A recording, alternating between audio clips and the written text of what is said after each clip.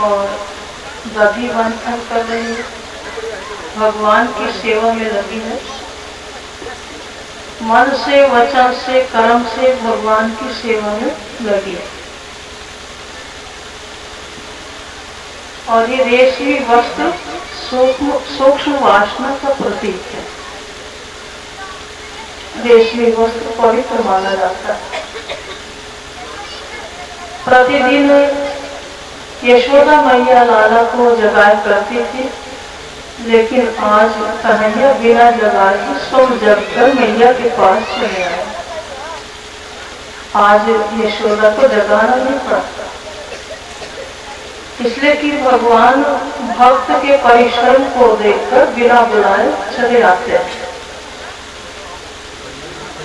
मन से, वचन से, कर्म से भगवान की सेवा में लगा हुआ साधक, उसके परिश्रम को देखकर भगवान कृष्ण सुन चले आए और मथानी का धन पकड़ लेते, दधी मंथन करने के लिए निषेध कर रहे। कन्हैया बोले कि भैया मुझे बड़े जोर से भूख लगी है, स्तन पान कराइए।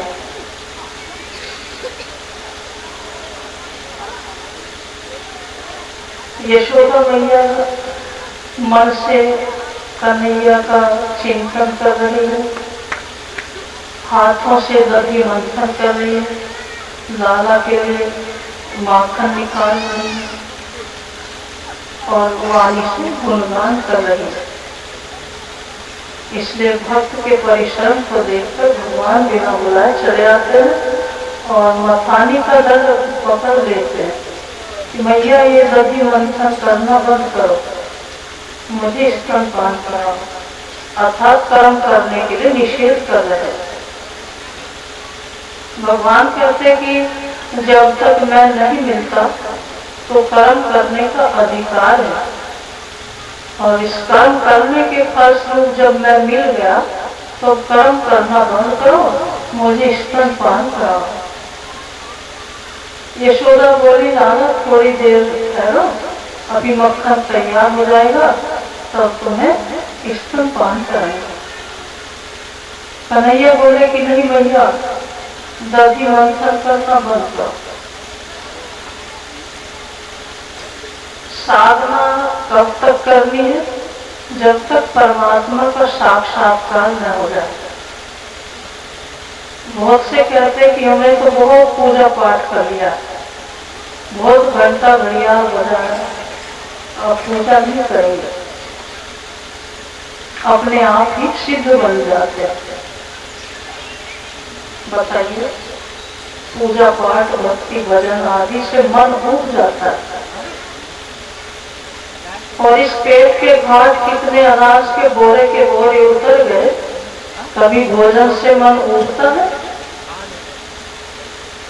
कभी कहते हैं कि हमने बहुत भोजन कर लिया, हम नहीं करेंगे। तो भोजन की कब तक आवश्यकता है? जब तक शरीर में प्राण है तब तक भोजन की आवश्यकता है, और तभी तक भजन की भी आवश्यकता है। जब तक परमात्मा नहीं मिल जाते तब तक भजन साधना करनी है। भक्ति का फल है परमात्मा का साक्षात्कार। परम धाम में पहुंचने पर वो साधना अपने आप छूट जाएगी। परम धाम में वहाँ साधना, भजन, भक्ति, पूजा पाठ करने की आवश्यकता नहीं। इसका तो साक्षात फल है परम धाम की प्राप्ति, राजी महाराज की प्राप्ति। तो जब तक संसार में है और शरीर में प्राण है, जब तक परमात्मा नहीं मिल जाते, तो जब तक परम धाम में नहीं पहुंच जाते, तब तक हमें पूजा पाठ, ध्यान, स्मरण, चिंतन आदि साधना करनी ही पड़ेगी। तो भगवान कृष्ण कह रहे हैं कि मैया ये साधना बंद करो, दधी मंथन करना बंद करो, ये कर्म करना बंद करो। कर्म करने का अधिकार तब तक था जब तक मैं नहीं मिला था। तो इस कर्म के फलस्वरूप, साधना के फलस्वरूप मैं साक्षात मिल गया हूँ, तो कर्म करने का अधिकार नहीं। इधर कन्हैया जो बार बार दधि मंथन करने के लिए मना कर रहे हैं, तो यशोदा मैया दधि मंथन करना बंद कर दी और कन्हैया को गोद में बैठा कर स्तनपान करा दिया। पास में ही चूल्हे पर दूध उठाने के लिए रखी थी कि जब तक कन्हैया जग जाएगा तब तक ये दूध ओट कर तैयार हो जाएगा और कन्हैया को पिलाएगा। आज कन्हैया ने मैया की परीक्षा लेना चाहा कि देखें मैया को मुझसे प्रेम है कि संसार के विषय पदार्थों से प्रेम है। तो कन्हैया ने क्या किया, योग माया के द्वारा चूल्हे की अग्नि को प्रज्वलित कर दिया, जिससे कि वो चूल्हे की अग्नि जब प्रज्वलित हुई तो दूध पात्र से उबल उबल कर नीचे अग्नि में पड़ने लगा। मैया की दृष्टि दूध पर गई तो कन्हैया को गोद से नीचे उतार कर दूध बचाने के लिए दौड़ी। मैया की परीक्षा हो गई। कन्हैया समझ गए कि मैया को मुझसे प्रेम नहीं है, संसार के विषय पदार्थों से प्रेम है। तो कन्हैया ने क्या किया, पास में पत्थर का टुकड़ा पड़ा था, उठाकर बड़े जोर से मथानी में मारा। मथानी फूट गई, सारे आंगन में दही दही बिखर गया। ऐसा भगवान क्यों करते हैं? भगवान कहते हैं कि मुझे एक तरफ छोड़कर तुम अपने घर के कार्य संभालने जाओगे तो मैं तुम्हारे दूसरे काम और बिगाड़ दूंगा। उन्हें गुस्सा आ गया कि मैया मुझे एक तरफ छोड़कर क्यों गई, साथ लेकर क्यों नहीं गई। तो वो दूध बचाने दौड़ी, इधर और काम बढ़ा दिया, मथानी खोल डाली, सारे आंगन में दही। तो इससे शिक्षा ये मिलती है कि मनुष्य सुबह शाम घर में भगवान की पूजा पाठ छोड़ करके और उनको घर में ही छोड़ करके अपने अन्य कार्य संभालने जाता है तो भगवान को सहन नहीं होता। या बहुत से कहते हैं कि पूजा पाठ में जितना समय लगाएंगे उतना समय में तो हम अपने कितने काम कर लेंगे, जितना समय हम कथा सुनने में लगाएंगे उतने समय में तो घर के कितने काम निपटाने हैं।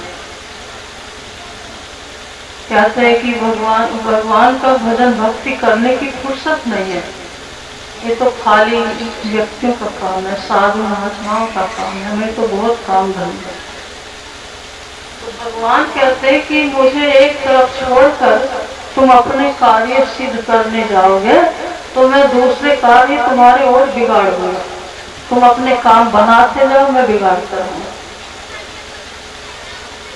तो कहते हैं ना कि हमें फुर्सत नहीं मिलती पूजा पाठ के लिए, कथा सुनने के लिए फुर्सत नहीं मिलती, मंदिर में जाने के लिए फुर्सत नहीं मिलती। तो भगवान कहते हैं कि तुम ऐसा ही चाहते हो तो तुम्हें जीवन भर फुर्सत मिलेगी ही नहीं।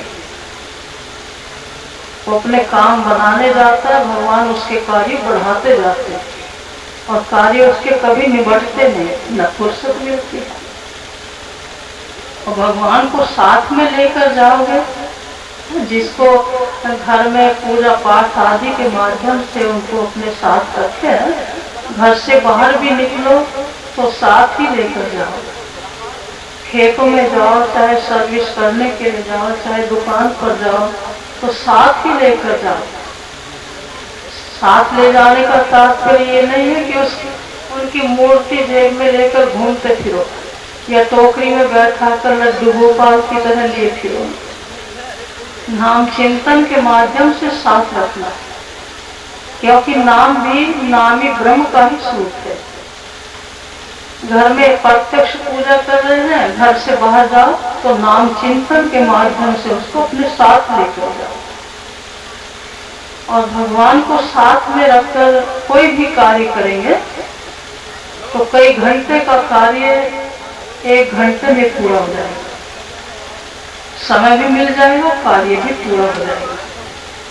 तो काम छोड़ बनेंगे, भगवान के पूजा पाठ से, उनकी साधना भक्ति भजन से जान छुड़ाएंगे तो तुम्हारे काम वो बढ़ाते चले जाएंगे। तुम काम बढ़ाते जाओ, बिगाड़ते चले जाओ। जीवन में न कभी फुर्सत मिलेगी और न वो कार्य तुम्हारे पूरे होंगे। इसलिए परमात्मा को घर में भी साथ रखो, घर से बाहर भी साथ रखो। नाम चिंतन के माध्यम से श्वास श्वास निज नाम जपो। प्रति श्वास से उनका जाप करना, यही उनको साथ में रखना है। कन्हैया ने ये सब तो कर दिया, वो अपने छुपने का उपाय देखने लगे। तो नंद के भवन में एक कक्ष था। इतने भवन में इतने कक्ष है, कई दिन तक खोलते रहते तो पता नहीं लगता। लेकिन एक कक्ष का दरवाजा बगीचे की ओर भी था और दूसरा दरवाजा भवन की ओर था। तो उसमें यशोदा मैया मक्खन निकाल कर मटों की सजा कर के उस कक्ष में रखती थी और उस कक्ष का दरवाजा हर समय बंद रहता था। कन्हैया नटखट है, कहीं मक्खन जूठा न कर दे, तो सदैव बंद रखती थी। आज उस कक्ष का दरवाजा खुला रह गया। तो कन्हैया उसी कक्ष में प्रवेश कर रहा था। बगीचे की ओर का दरवाजा खोल लिया, देखा बाहर बगीचे में सखा खेल रहे हैं और बंदर भी वृक्षों पर बैठे। तो कन्हैया ने हाथ से संकेत करके बुलाया, आओ आओ बंदरों, आओ सखाओ, आज तक मैं तुम्हें गोपियों के घर का मक्खन खिलाता रहा, आज मैं अपने घर का मक्खन खिलाऊंगा। तो कन्हैया के बुलाने में देर हुई और उनके आने में देर नहीं हुई। सब सखा उस कक्ष में पहुंच गए। सभी बंदर भी वृक्षों की डालियों से उतर कर कक्ष में प्रवेश कर गए, सब मक्खन खाने लगे। मक्खन खाते खाते अघा गए, मुंह बिझकाने लगे, मटुकियां तोड़ने फोड़ने लगे। सब मक्खन साफ कर दिया था उन्होंने, नीचे का टाकों पर सब मटुकियां तोड़ी फोड़ी सब बराबर कर। अब छीकों पर मक्खन की मटुकियां लटकी हुई थी। तो पास में ही उखल पड़ा था। कन्हैया ने क्या किया, उस उखल को सीधा करके उसी के ऊपर चढ़कर छीके से मक्खन उतार कर सबको वितरण कर रहे थे। अब इधर यशोदा मैया दूध बचा करके जब वापस आई तो देखते क्या है, सारे आंगन में वो मखानी फूटी पड़ी है, सारे आंगन में दही दही बिखरा और कन्हैया लापता है, उसका कुछ पता ही नहीं कहाँ है। तो पहले तो उसको हंसी आई, फिर गुस्सा भी आया। हंसी इसलिए आई कि देखो कन्हैया ने गुस्से में ये सब क्या कर डाला है, लेकिन कहाँ भाग गया, कहाँ खोजूंगी उसको। तो गुस्सा आया, छड़ी हाथ में ले ली और कन्हैया के पैरों से जो दधी के निशान लगे हुए थे उन्हीं चरण चिन्हों के सहारे खोलते खोलते यशोदा मैया उसी कक्ष की ओर बढ़ी। हाथ में छड़ी लिए हुए है। दूर से ही ग्वाल वालों ने देखा, बोले कन्हैया मैया आई है, दौड़ो दौड़ो। बंदर तो सब निकल निकल कर वृक्षों पर चढ़ गए और ग्वाल बाल भी दरवाजे से बाहर निकल कर दौड़ पड़े। कन्हैया भी ओखर से कूदकर बाहरी द्वार की तरफ निकलकर बगीचे की ओर दौड़ पड़े। कन्हैया आगे आगे है, मैया पीछे पीछे छड़ी लिए हुए दौड़ी जा रही। जैसे आगे आगे बढ़ रही है यशोदा, कन्हैया उतनी ही दूर आगे दौड़ रहा है। क्यों दौड़ रहा है? पकड़ने जा रही है यशोदा, पकड़ में नहीं आ रहा, इसलिए वो गर्भ रूपी छड़ी को लेकर दौड़ रही है। ये छड़ी जो है ये अहंकार का प्रतीक है, गर्व का प्रतीक है।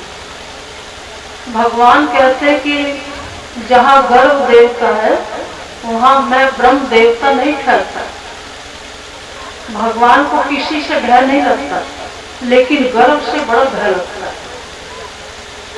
अहंकार से बहुत डर लगता है भगवान।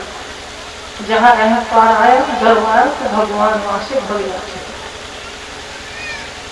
तो गर्व रूपी छड़ी को लिए हुए दौड़ रही है यशोदा, लाला आगे आगे दौड़ रहे हैं, पकड़ नहीं पा रहे हैं।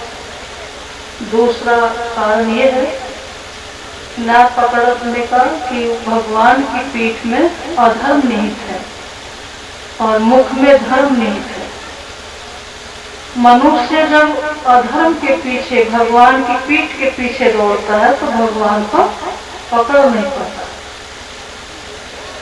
मुख के दर्शन करें, धर्म के पीछे दौड़े तो भगवान पकड़ में आ जाते हैं। यशोदा मैया की अवस्था 85 वर्ष की है, भारी शरीर है, दौड़ते दौड़ते थक गई, सोचने लगी मैं दौड़ती रह गई तो कन्हैया पता नहीं आगे आगे कितनी दूर चला जाएगा। तो खड़ी हो जाती, अब तो छड़ी भी भार भूख हो गई, छड़ी को भी गिरा देती। कन्हैया चाहते भी यही थे कि मैया छड़ी गिरा दे तो मैं पकड़ में आ जाऊं। तो कन्हैया खड़े हो गए, खड़े ही नहीं हुए, वो वापस भी आने लगे, क्योंकि गर्भ रूपी छड़ी को गिरा दिया यशोदा ने। तो भगवान के मुख के दर्शन में धर्म के पीछे दौड़ी तो भगवान पकड़ में आ गए और कन्हैया का हाथ पकड़कर घर की ओर चल पड़ी। कन्हैया भय भीति दृष्टि से बार बार यशोदा की ओर निहार रहे हैं। लाल लाल नेत्र कज्जल मिश्रित अश्रु प्रवाहित हो रहे हैं। रात्रि के समय माताएं बच्चों के नेत्रों में काजल लगा देती और प्रातः काल के समय जब सो के उठते हैं बच्चे तो दोनों आंखें मींज लेते हैं, आंखें हाथों से मींज लेते हैं, वो काजल कपोल तक आ जाता है। तो कन्हैया के नेत्रों में रात्रि में मैया ने काजल लगाया था और प्रातः काल के समय जब उठे तो आंखें मींचने लगे हाथों से, वो कपोल तक काजल आ चुका था। अभी हाथ में कुछ नहीं धुला, प्रातः काल से इसी प्रपंच में भगवान लगे। यशोदा मैया कन्हैया का हाथ पकड़े चले जा रही है और भय भीति दृष्टि से बार बार कन्हैया मैया को निहार रहे हैं। काल के भी महाकाल श्री कृष्ण, जो महाकाल भी जिन श्री कृष्ण से भयभीत रहता है, वो भगवान श्री कृष्ण आज हमारी गुजरी गोपी से भयभीत हो रहे हैं। यह है भक्ति की प्रधानता, वात्सल्य भक्ति भगवान को बांधती। दोनों नेत्रों से अश्रु प्रवाहित हो रहे हैं और बार बार देखने, पता नहीं मैया आज मुझे क्या दर्द गई। कथा के समय श्रोता आगे आने का प्रयास न करे।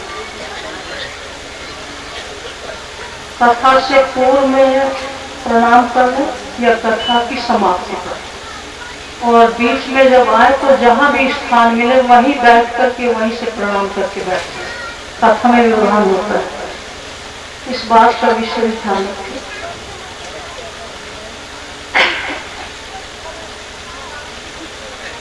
यशोदा मैया घर ले जाकर कन्हैया को फिर से बांधने जा रही है। वो खल क्या है? ये उत्कृष्ट खल, उच्च कोटि का दुष्ट है। तो कहने का भाव ये है, जो माता पिता बच्चों को लाड़ प्यार नहीं करेंगे, अपनी गोद में नहीं बैठाएंगे, तो बच्चा कहाँ जाएगा? ओखल के पास। ओखल माने उत्कृष्ट फल, उच्च कोटि का दुष्ट, दुष्टों का संग करेगा। जो माता अपने बच्चे को गोद में नहीं बैठाएगी, लाड़ प्यार नहीं करेगी, तो बच्चा दुष्टों का संग करेगा। क्योंकि बालक को यदि दुष्ट व्यक्ति लाड़ प्यार करेगा तो उसी का संग करेगा। तो मैया कह रही है कि लाला तुम्हारे सभी अपराध सहन कर लूंगी, लेकिन दुष्ट का संग ही सहन नहीं करूंगी। जिस दुष्ट के साथ में रहकर तूने चोरी की है, मक्खन चुराया है, चल तुझे उसी से बांधूंगी। तो ओखल से बांधने लगी। अब ओखल से जब जिस डोरी से बांध रही है, वो 2 अंगुल छोटी पड़ जाती है। एक डोरी में दूसरी, दूसरी में तीसरी, तीसरी में चौथी बांधने का प्रयास कर रही है, फिर भी 2 अंगुल छोटी पड़ जाती है। 2 अंगुल छोटी पड़ने का तात्पर्य क्या है? कि जब तक भक्त का परिश्रम न हो और भगवान की कृपा न हो, तो भगवान बंधन स्वीकार नहीं करते। और दूसरा कारण भगवान क्यों नहीं बंध रहे हैं? यशोदा मैया कह रही है कि मैं लाला को बांधूंगी। वो गर्व के साथ कह रही है कि लाला को मैं बांधूंगी। तो भगवान किसी के बांधने से नहीं बंधते, वो साधन साध्य नहीं है, कृपा साध्य है। कहे कि हम उस साधना के माध्यम से हम भगवान को अपना बना सकते हैं, कभी संभव नहीं। परमात्मा को न धन संपत्ति के द्वारा खरीदा जा सकता, न साधना से अपना बनाया जा सकता। भगवान को अपना बनाना है, दैन्य भाव, विनम्र भाव और भक्ति, प्रेम से भगवान को बांधा जा सकता है। तो जहाँ गर्व है वहाँ भगवान बंधन स्वीकार नहीं करते। तीसरा कारण भगवान कृष्ण क्यों नहीं बंध रहे हैं? यहाँ ऐश्वर्य शक्ति और वात्सल्य शक्ति का झगड़ा है। वात्सल्य शक्ति भगवान को बांधना चाहती है और ऐश्वर्य शक्ति भगवान को बांधने देना नहीं चाहती। वात्सल्य शक्ति यशोदा है, तो भगवान को पुत्र समझकर बांधना चाहती है। ऐश्वर्य शक्ति भगवान को अपना स्वामी मानती है, वो बांधने देना नहीं चाहती। इधर यशोदा मैया के अंदर दैन्य भाव आया। उसने सोचा लाला पता नहीं क्यों नहीं बंध रहा है। जैसे दैन्य भाव आया तो भगवान को दया आई और तुरंत वो पहली ही रस्सी से बंध गए। बोलो कृष्ण कन्हैया, बोलो दामोदर भगवान। इसलिए बंध गए। भगवान कृष्ण ने ऐश्वर्य शक्ति से कहा कि हे ऐश्वर्य शक्ति, ये वात्सल्य शक्ति मुझे बांधना चाहती तो बांधने दो, क्योंकि मैं बंधन स्वीकार करने के लिए आया हूँ और तुम्हारा कार्य तो द्वारिका में होगा,